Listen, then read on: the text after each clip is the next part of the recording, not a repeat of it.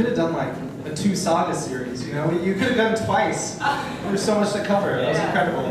Great job. Next up is Ian. So he'll be our last speaker, and then we'll go to the break.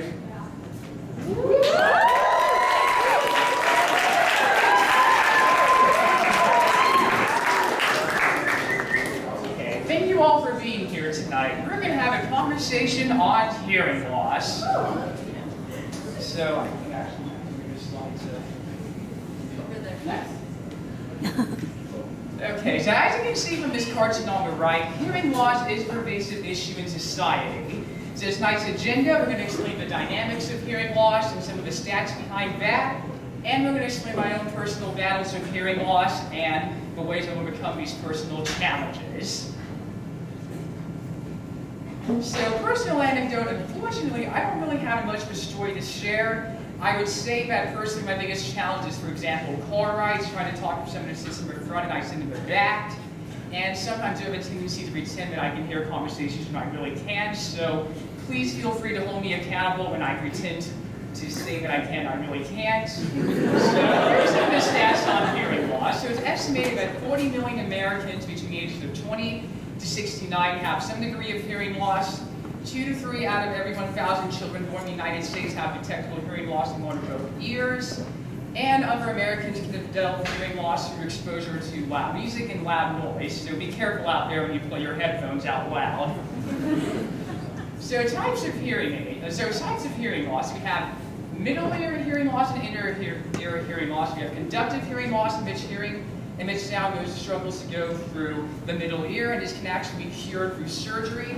And we have sensorineural hearing loss, which unfortunately can't be cured, and that's damage in the ear. Hearing aids and hearing monitoring cost thousands of dollars per year. Unfortunately, Medicaid and Medicare don't cover the cost of hearing aids, so as a result, many poor people and elderly citizens know about the benefits of hearing aids and hearing tests. So as you can see on here, we have this audiogram. It actually is a chart that measures hearing. So anything from minus 10 to 10 decibel levels is considered normal hearing, and it gets progressively worse. My hearing range is from 20 to 40, which is considered mild hearing loss. And then I don't know if you can see well, but here's actually one of my hearing aids right here. The aim of a hearing aid is to actually amplify certain sound waves that would normally not be able to hear. It operates on a battery that I change once a week, and is also personally catered to my level of hearing loss. So as you can see at H2, I'm just quite a snazzy dresser. I'm sensorineural hearing loss, which stands in the inner ear. I do have some issues with balance, which explains why I don't like roller coasters and have an aversion towards height. And unfortunately, doctors did have a bit of a negative prognosis on my life's outcome. So with therapy years. So when I was an early child, I spent a lot of my years in speech and occupational therapy. And the aim of speech therapy was to help me improve my pronunciation of words. Occupational therapy was to help me function better in society. Needless to say, I hated both of those endeavors and quit by the time I moved to 4th grade. And to this day, I hate how I sound recorded, which is ironic since I'm up on stage speaking tonight. So, the spelling bee woes. So when I was in middle school, I was actually class representative for spelling bee. Unfortunately, the word I was assigned was a bank vault. I couldn't hear vault, the T in that word, so I was unfortunately knocked out of the spelling bee rather early. So in high school, there's not all doom and gloom in the world of hearing loss. When I was in high school, I was in the quiz bowl team as a competition that involves 4 and 4 teams answering trivia questions.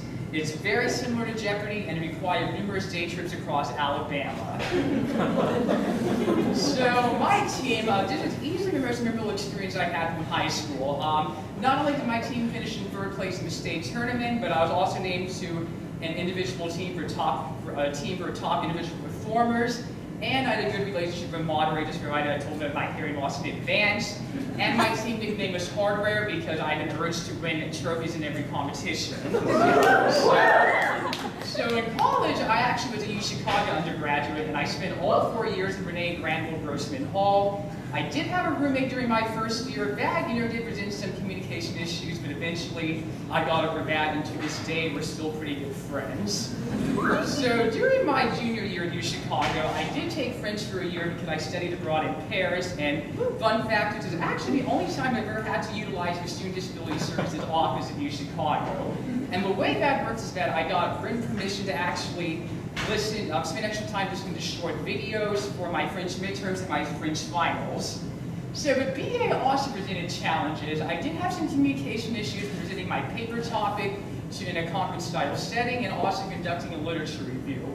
Fortunately, I managed to solve those issues in a smooth manner, and as you can see on the right, here's a very fanciful image of me writing my BA. The reality was much more different. So now that I'm at Harris, I will say there's a lot of unique dynamic involving collaboration and group presentations. That does present some communication issues, but I managed to actually resolve those, and I do apologize in advance for all the whats and sorries I can't use that I'll probably say in the next year or so. So personal epilogue. So after autumn quarter, I did go back home and I got another hearing checkup, and miraculously, it was actually the best hearing results I've had in years. My pitch recognition of words was excellent, and for some reason, I had a very slight improvement in my hearing, which I attribute to my personal, I guess I attribute to the hearing aids, I don't know. So future trends, so you can see on here, these are cilia, these are the little hairs that transmit sound in the ear. Doctors are trying to actually grow more of that, and that might be a possible way to cure hearing loss for good. Hearing aids also continue to technologically advance, so it's kind of imperative that all people have access to these trends. So what have you learned tonight? We learned about some of the stats behind hearing loss that is a bigger issue than you think. Personal experiences of hearing loss can be challenging, but it doesn't stop me from feeling life. And the future world of hearing loss is indeed bright. So thank you all for listening. Questions, thoughts, concerns?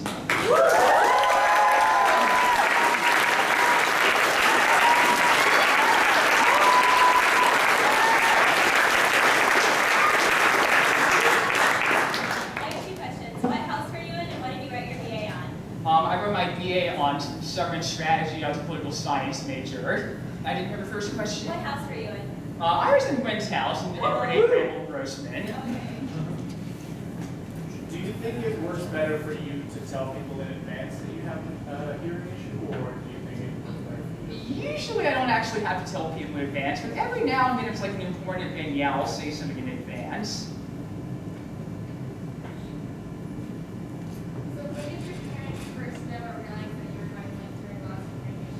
Sorry? When did your parents first know, learn that? Oh, they actually knew when I was born. There was immediately when I was born, they knew something was wrong.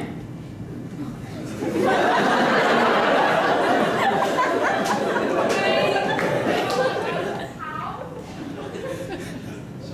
Sorry, can I follow that up with how? Like you said, when you were born, they knew something. How did they? I don't quite know. I guess they were X-ray results in advance. That's my only kind of assumption.